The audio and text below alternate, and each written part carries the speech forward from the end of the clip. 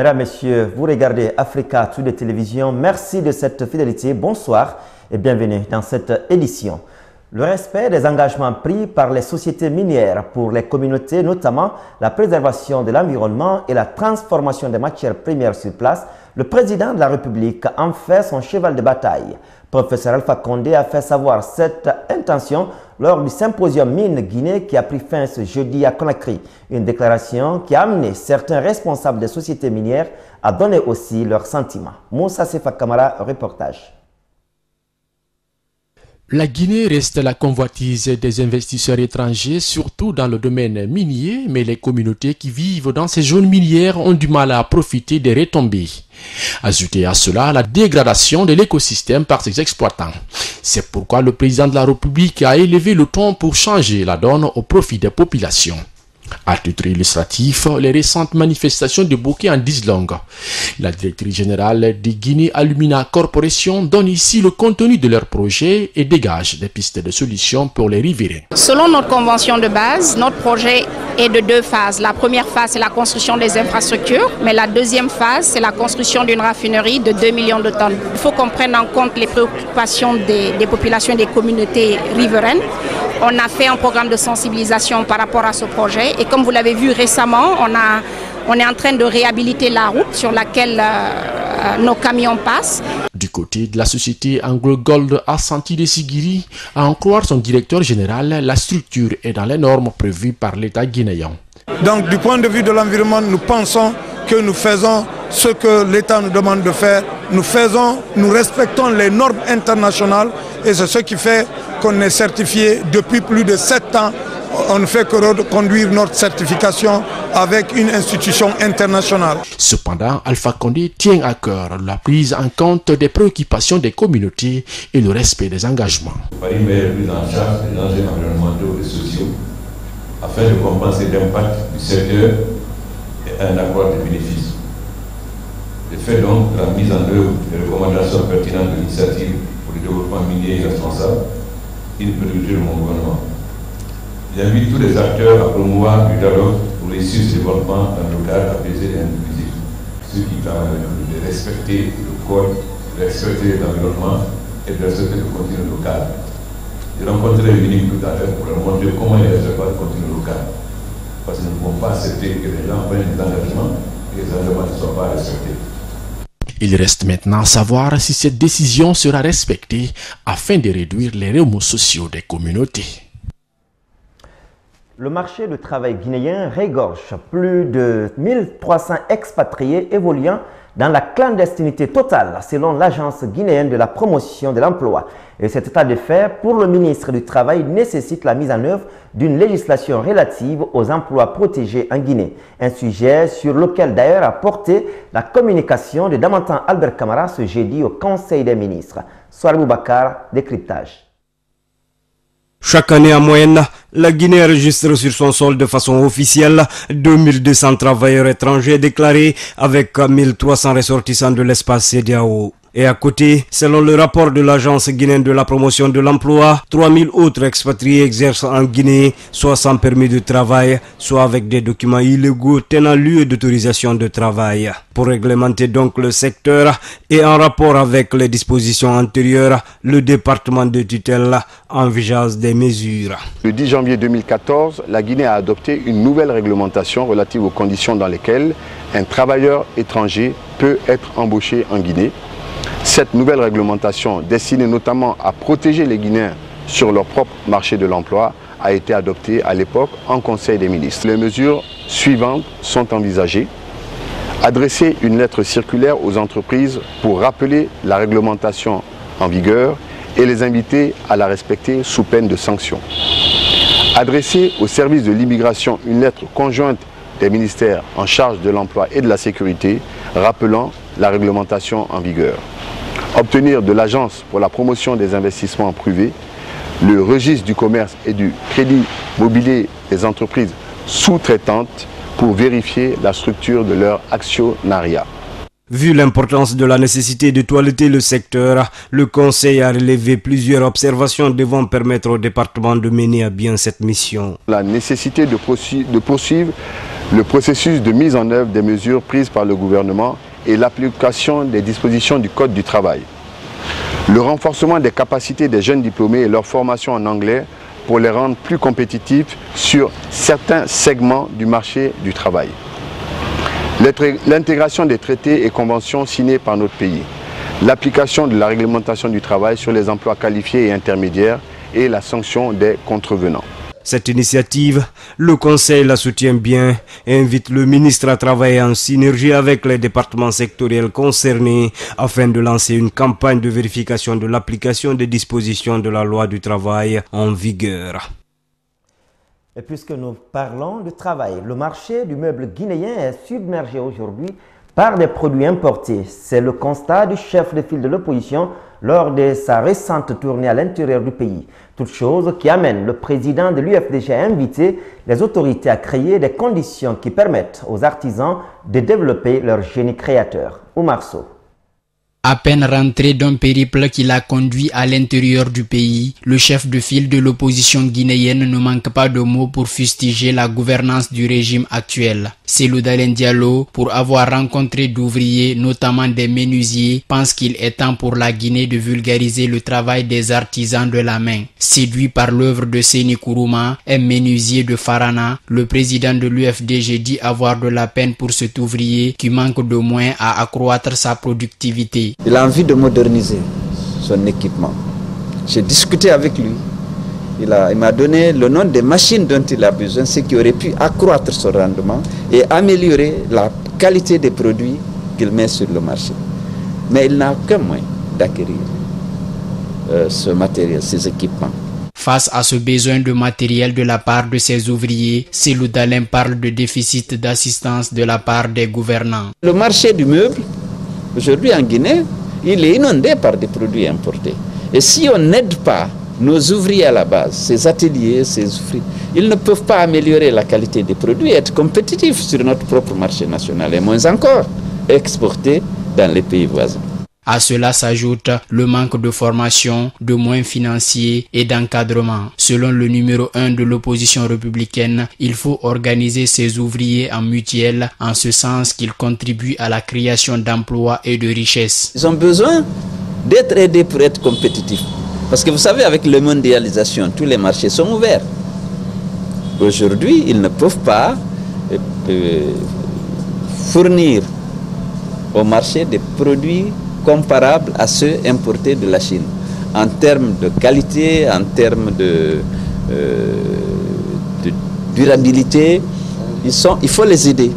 En dépit de la réglementation de leurs activités, le chef de file de l'opposition guinéenne a insisté sur le fait que le gouvernement doit assister ses ouvriers à travailler dans des conditions adéquates. Et cela par rapport à la question de la qualité des prestations des produits livrés sur le marché. Les autorités locales doivent accompagner l'insertion des éducateurs socio-éducatifs dans les programmes de développement local. C'est l'appel que lance le ministre de la Jeunesse pendant une tournée qu'il mène actuellement dans les différentes communes de la capitale. Dans les circonscriptions de Dixine et de Matam, l'équipe de Moustapha Naïté s'est entretenue avec les chefs de quartier et des jeunes animateurs qui ont d'ailleurs tous salué l'initiative du ministre. Alcénie Diallo est sur leur pas. Suivez. Comment favoriser le développement local à travers des jeunes des différentes localités du pays? C'est l'ambition qui anime le ministère de la Jeunesse. C'est dans ce cadre que plus de 880 animateurs socio-éducatifs ont été formés depuis 2011. Ces jeunes devront participer activement à la conscientisation des populations afin d'œuvrer dans la construction de la vie citoyenne au niveau des quartiers, districts et secteurs.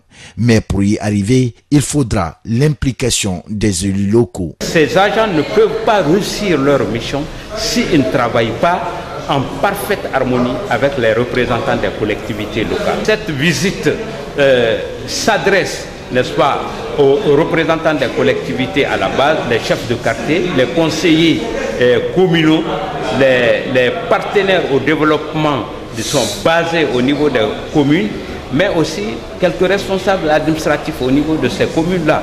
pour qu'ils sachent, soient suffisamment informés de la présence de ces animateurs au niveau de quartier. Cette tournée, initiée dans les 5 communes de Conakry par le département de la jeunesse, est aussi une occasion d'expliquer aux élus locaux le rôle et la place des animateurs socio-éducatifs dans le pays. L'animation socio-éducative, c'est un secteur de formation d'éducation extrascolaire.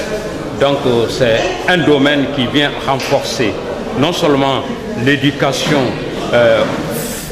réalisée au sein des structures formelles de l'éducation, mais aussi c'est un domaine qui œuvre pour le renforcement de la citoyenneté, de la paix. De Dixine à Matam, le directeur national adjoint de la jeunesse n'a pas manqué d'expliquer, même en langue vernaculaire, les tenants et les aboutissants de ce projet au chef de quartier. Au sortir des assises, le message semble tomber dans de bonnes oreilles. Si aujourd'hui nous venons à la rencontre de ces jeunes, je pense que c'est une fierté, une très grande fierté pour nous, parce que notre premier devoir, c'est la sensibilisation de la population, c'est voir comment les gens, les partenaires sociaux peuvent nous aider dans l'éducation socio-économique de nos populations. Après ces 2 communes donc, ce vendredi, les émissaires du ministère de la Jeunesse se rendent dans les communes de Ratoma et de Matoto. Parlant des jeunes toujours, le concept des comités nationaux des jeunes divise toujours les structures des jeunes. Ce vendredi, pendant qu'une frange s'autoproclame comité national des jeunes, c'est une plateforme d'une centaine d'organisations qui a salué l'initiative du ministère à fédérer les mouvements de jeunesse. Même si cette plateforme déplore le retard accusé par le département, les membres invitent tout de même les autres structures à adhérer à la dynamique. Diao Bachir. Si la volonté du ministère de la Jeunesse d'accompagner le processus de la mise en place du Conseil national de la jeunesse est vue d'un bon œil par certains, force est de reconnaître que beaucoup d'interrogations subsistent quant au respect des textes qui imposent la participation effective de toutes les structures de jeunesse agrégées ou ayant de simples licences. Mais pour Ahmed Tidjane Baldé, membre de la plateforme La Voix du Peuple, il est important d'abord de cerner tous les paramètres qui entourent la mise en place du Conseil national de la jeunesse. C'est un organe consultatif pour les jeunes. Et ce conseil, il est mis en place sous tutelle du ministère de la Jeunesse. Et cela sous recommandation de la Charte africaine de la jeunesse dans son article 11 qui impose à tous les États et à tous les gouvernants de trouver un cadre approprié pour faciliter la participation des jeunes au niveau des instances de décision non seulement, mais aussi la participation des jeunes dans le développement communautaire. Et donc c'est en ce sens qu'il a même été imposé aux gouvernants africains de ne plus participer à des sommets de l'Union africaine sans être accompagnés par la jeunesse. Et maintenant, pour un pays comme la Guinée par exemple qui n'a pas de CNJ, si Alpha Condé doit aller au niveau de l'Union africaine de la jeunesse pour un sommet ou pour avec quel jeune il peut aller? La plateforme Voix du Peuple promet d'œuvrer pour une synergie d'action et le respect des textes réglementaires. Nous ferons en sorte que cette institution qui sera mise en place par les jeunes et pour les jeunes ne soit pas infirmée. Pour ceux, j'ai ma partition à jouer, elle a sa partition à jouer, votre partition à jouer pour que les règles de jeu et qu'il y ait la transparence et surtout l'inclusivité et la démarche participative vous faites dans la mise en œuvre de cette dynamique. Pour Ibrahima Diallo, il apparaît clair que nul ne peut mettre en place de façon unilatérale le Conseil national de jeunesse. Le gouvernement a un rôle d'encadrement. Et quel est l'acteur du processus? Le second acteur, c'est la jeunesse. Les organisations et associations de jeunesse qui sont vraiment impliquées du début jusqu'à la fin parce que c'est eux qui vont bénéficier des résultats du processus. Donc, ni le gouvernement à travers le ministère de la Jeunesse ne peut unilatéralement mettre en place ce conseil, ni une organisation de jeunesse ou un groupement de jeunes ne peut mettre en place ce conseil national de la jeunesse en place. Donc nous ne pouvons pas aller sans le ministère ne peut pas aller sans nous. La plateforme Voix du Peuple, composée d'une centaine d'organisations, appelle à toutes les structures de jeunesse à se mettre dans les normes afin de dynamiser la future institution. Plus d'une cinquantaine d'officiers et sous-officiers de la gendarmerie ont bouclé ce vendredi 12 mai 2017 une formation qui a duré 6 mois. Ces nouveaux diplômés auront désormais une tâche de parfaire l'administration des communes de gendarmerie. Ceci rentre dans le cadre de la longue marche de la réforme des services de défense et de sécurité. Ça, à Luyambuno. Cette formation qui a duré plus de 5 mois vient renforcer les capacités des cadres de la gendarmerie nationale dans la gestion administrative des unités de la dite institution. Au cours de ces travaux, les bénéficiaires ont abordé plusieurs thématiques allant dans ce sens. Nous sommes venus suivre une formation de 5 mois, comme je le disais au début. Elle a porté sur toutes les disciplines, la police administrative, la police judiciaire, le maintien de l'ordre, le renseignement, tout cela concourt à la qualification du personnel de gendarmerie. Nous avons été suffisamment outillés et nous promettons fermement mettre cet outil obtenu au service de la population, au service de l'État guinéen, au service de la patrie. Les connaissances reçues par ces officiers et sous-officiers sont conformes aux principes des droits de l'homme. Pour le haut commandant de la gendarmerie nationale, les bénéficiaires doivent en faire bon usage. Quant à vous, récipiendaires, la présente cérémonie qui met un terme à votre séjour à l'École nationale de gendarmerie de Somponia me donne l'opportunité de vous demander l'application stricte des connaissances acquises. Que la rigueur et l'impartialité vous habitent dans l'application des textes juridiques et réglementaires, mais surtout dans le strict respect à la fois des droits de l'homme, mais aussi du droit international humanitaire. Au dire du ministre de la Défense, ce renforcement des capacités des cadres de la gendarmerie nationale est l'une des matérialisations de la volonté des autorités guinéennes et il vise à relever les défis de formation auxquels font face les forces de défense et de sécurité. La formation, comme vous le savez, fait partie intégrante du programme de la réforme du secteur de sécurité. C'est un défi que nous allons relever dans tous les domaines, tous aussi les plateformes en intervention professionnelle, de même que l'équipement de laboratoires de police scientifique de Somponia. Les enseignements sont reçus, l'on n'attend plus que leur application stricte sur le terrain. Le ministre de l'Unité nationale et de la citoyenneté a eu ce vendredi un échange avec les élèves et encadreurs du complexe scolaire Alléluia de la Bellevue.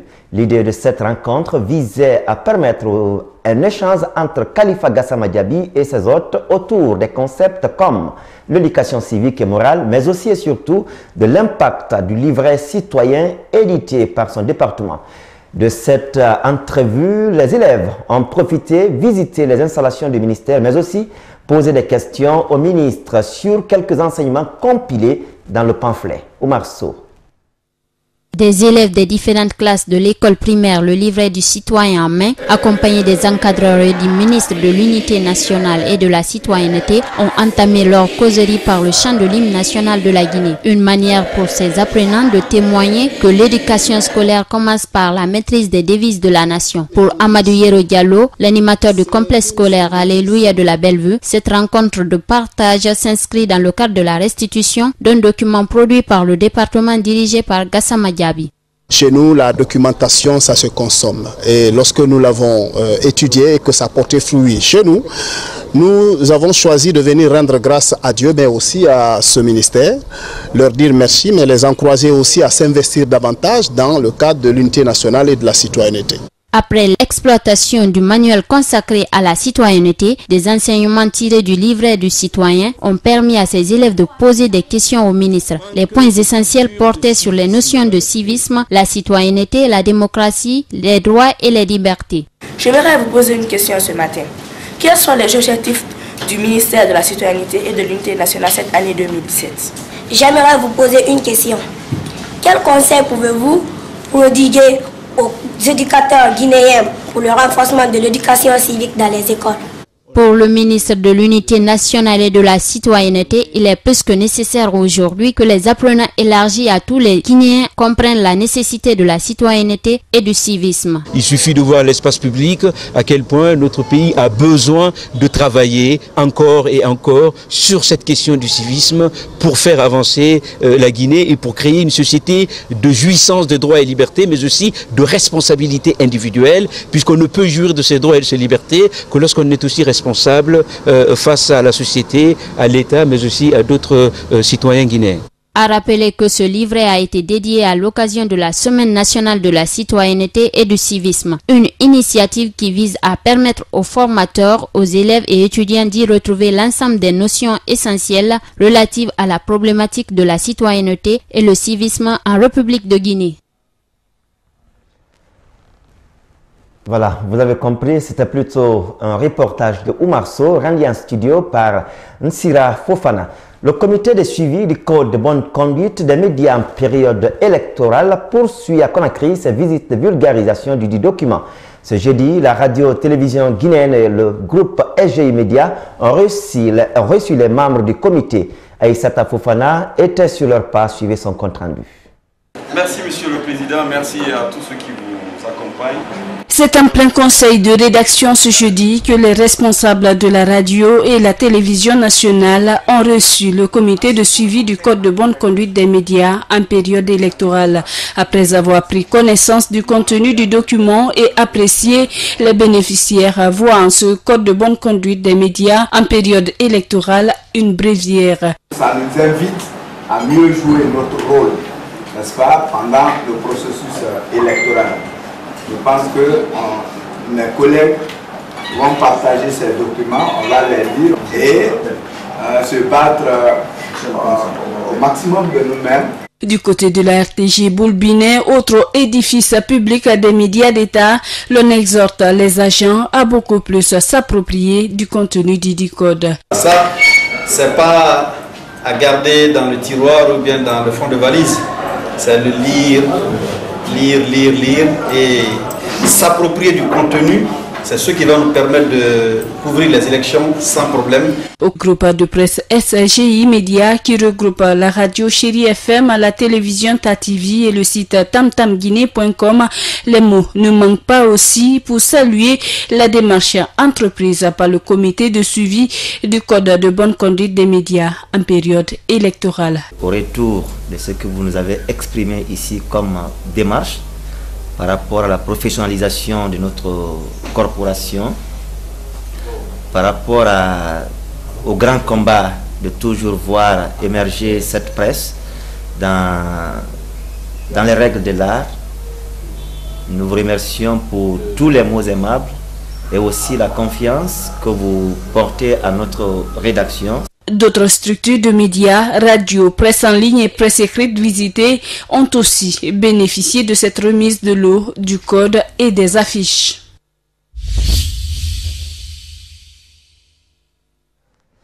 À l'interactualité, parlons des élections législatives françaises marquées par la colère de François Bayrou, le président du MoDem qui avait apporté son soutien à Emmanuel Macron lors de la campagne présidentielle, a été fortement contrarié par la présentation de la liste de la République En Marche pour les législatives. 35 candidats de son mouvement ont été investis au lieu de 120 promis selon lui. Mais le secrétaire fédéral, lui, s'est dit très confiant. Regardez. Au modèle, les exemples se multiplient. Des candidats pressentis qui n'ont pas eu l'investiture République En Marche. Les militants sont déçus. Une élue qui était désignée jusqu'à mercredi soir, quelque chose comme ça, ou mardi soir. Et au dernier moment, on a su que ce n'était plus elle qui était choisie, mais un ancien socialiste. Donc, on est très déçus, évidemment. Après la colère de François Bayrou, les proches d'Emmanuel Macron mettent en garde. Je lance un avertissement en disant attention, il y a des limites à ne pas franchir, car les conséquences sur le terrain, nos concitoyens ne sont très éloignés, voire ne veulent plus de petits arrangements. Y a-t-il eu un accord pour les législatives entre Emmanuel Macron et François Bayrou, comme il a dit hier? Ce matin, le secrétaire général de la République En Marche est catégorique. Il n'y a pas d'accord d'appareil. Nous avons dit envoyons les meilleurs d'entre nous pour voir comment ensemble on sélectionne la meilleure équipe de France. C'est comme ça que les choses se sont faites et non pas par des accords d'apothicaire. Alors 46 ans. Je t'en donne 5, je t'en donne 6. Ça, nous on fait pas d'accord d'appareil. Le soir de son ralliement à Emmanuel Macron, c'est aussi ce qu'affirmait François Bayrou sur notre antenne. Je n'ai jamais discuté de circonscription avec Emmanuel Macron. Jamais. En seulement quelques heures, les discussions sont devenues tendues entre les deux hommes qui avaient pourtant largement affiché leur proximité pendant toute la campagne.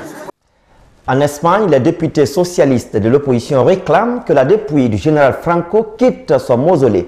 Ils se sont prononcés ce jeudi en faveur du déplacement des restes de l'ancien dictateur où il a été inhumé à sa mort en 1975. Regardez. 198 voix pour, une seule contre. Malgré l'abstention des 140 députés du Parti populaire de Mariano Rajoy, le texte est adopté à une très large majorité. Non contraignant, son contenu est pourtant hautement symbolique puisqu'il prévoit l'exhumation et le déplacement des restes de Franco hors du mausolée où il a été inhumé en 1975. 42 ans après la mort du dictateur, la question de l'héritage franquiste reste sensible et continue de diviser les Espagnols. Les choses devraient rester telles quelles, car ce monument commémore les deux camps de la guerre civile, les morts des deux camps. Je pense qu'il faut lui donner un sens radicalement différent. L'Espagne est le seul pays au monde où la violence est honorée avec de tels monuments. Le mausolée en question, le voici. Situé à une cinquantaine de kilomètres de Madrid, il a été inauguré en 1959 par le général Franco. Ici donc qu'il sera inhumé à sa mort, 16 ans plus tard. Surnommé la vallée de ceux qui sont tombés, ce haut lieu de l'histoire espagnole commémore toutes les victimes de la guerre civile, républicains comme nationalistes. 3 années noires entre 1936 et 1939, pendant lesquelles plus d'1 million de personnes ont trouvé la mort, soldats et civils confondus. Direction le Portugal où tout un peuple ou presque attend la venue du pape François qui doit canoniser 2 des 3 bergers de Fatima qui affirment avoir vu la Vierge Marie en 1917. C'est une canonisation qui intervient 100 ans après cette apparition supposée de la Vierge Marie. Elle se tiendra au sanctuaire portugais de Fatima, un sanctuaire qui a été placé sous haute surveillance. Regardez. Des centaines de milliers de fidèles qui attendent impatiemment l'arrivée du pape François. Certains sont venus à pied de différentes régions du Portugal. C'est un sentiment très fort qui nous amène ici. C'était une promesse et c'était très difficile pour moi. J'ai beaucoup de cloques aux pieds mais je l'ai quand même fait, je suis là. D'autres ont même passé la nuit ici malgré la pluie. J'ai passé la nuit sur l'esplanade, mon mari dans la voiture. C'est parce que je veux être aux premières loges pour voir le Saint-Père. Le pape vient célébrer le centenaire de l'apparition de la Vierge à 3 enfants lors de la Première Guerre mondiale. Marie leur aurait révélé un message jugé prophétique par l'Église catholique. 2 des 3 enfants sont morts très jeunes de la grippe espagnole. Ils seront canonisés par le pape pour l'occasion. Le souverain pontife est attendu en fin d'après-midi au lieu saint de Fatima. Au Portugal pour 24 heures de pèlerinage, le pape a fait savoir qu'il priera seul vendredi à la chapelle des apparitions, puis il prononcera une prière publique depuis l'esplanade au pied de la basilique. Un déplacement sous haute sécurité, 6000 policiers et secouristes sont mobilisés, l'espace aérien surplombant le sanctuaire est fermé, le vol des drones interdit tout comme la circulation des voitures aux alentours. Depuis mercredi, les contrôles aux frontières ont été rétablis. Même si le niveau d'alerte n'a pas été relevé, il s'agit d'un dispositif d'une ampleur inédite. Et pour terminer, le mois du Ramadan approche à grands pas et les forces irakiennes veulent coûte que coûte libérer Mossoul. C'est un officier qui l'a dit et il déclare vouloir déloger les djihadistes avant le début du jeûne musulman. Regardez. Ce n'est plus qu'une question de jours avant que les forces de sécurité irakiennes ne reprennent Mossoul. C'est ce qu'a affirmé ce jeudi un haut gradé de l'armée. Il espère chasser les djihadistes de l'État islamique avant le mois saint musulman du Ramadan qui doit débuter le 26 mai. La bataille de Mossoul est entrée dans son 7e mois. Les civils continuent de fuir les combats par centaines alors que l'armée irakienne assure contrôler 90% du territoire de la ville. Dans les quartiers libérés de Mossoul, la préoccupation des habitants, c'est de trouver de l'eau.